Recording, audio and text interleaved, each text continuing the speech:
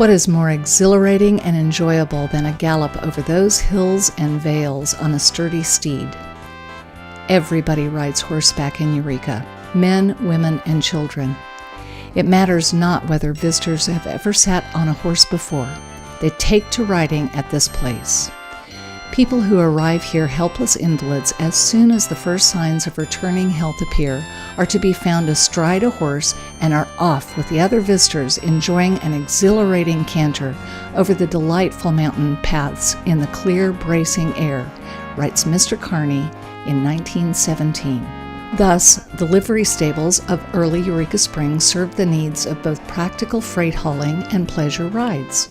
In addition to individual canters, there were the popular tally-hoes, large wagons offering excursions into the countryside for picnics and touring expeditions.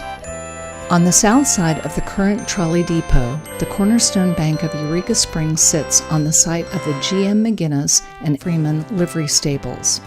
One of these liveries remains as Higgins General Store until 1966, when the bank was built.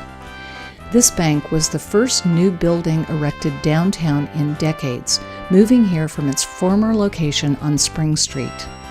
In 1979, it was expanded and furnished as an old-fashioned bank in time for the centennial celebrations.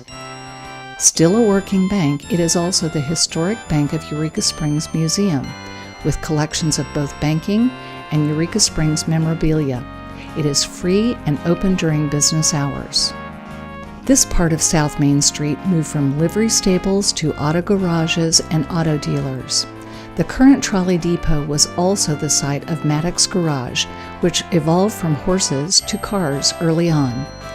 A travel brochure boasted, "The autoist will find adequate facilities for the care and maintenance of his car, there being several first-class garages, all well located in the business section close to the best hotels.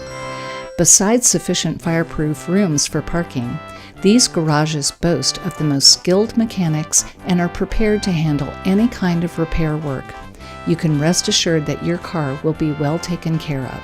In the 1930s, what is now the historic Loop and Main Street were paved in concrete. The paving was funded by a grant from the Arkansas Highway Department as part of an effort to upgrade auto travel in the state. The nice, smooth route around town became an attraction itself. A brochure captures this appeal. The city climbs from the valley floor up to the mountain tops.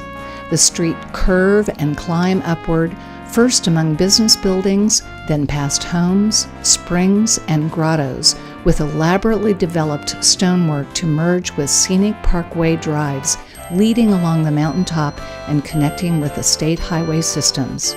And yes, it is still a good ride after all these years. But even if you did not arrive in a mountain-worthy car, you could still enjoy riding around these curves and hills in a touring car, the automotive successor to the popular tally-ho wagon of earlier times. For most of its history, Eureka Springs has also offered public transportation. After the first wave of health seekers arrived on foot, horseback, or wagon, a railroad was built in 1883 to connect Eureka Springs with the rest of the country. Thus, most visitors before the 1920s arrived in Eureka Springs via railway. Livery drivers offered shuttles from the train to hotels or boarding houses. However, the need for other public transportation around town was soon apparent.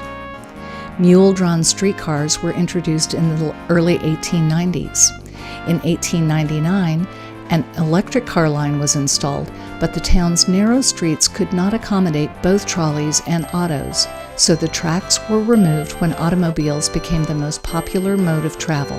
Eureka Springs' centennial year, 1979, brought a revival of the glory days and celebration of earlier eras of local history. Thus, it made sense to also revive the traditional trolley concept, but fit them with rubber tires, making the best of both worlds.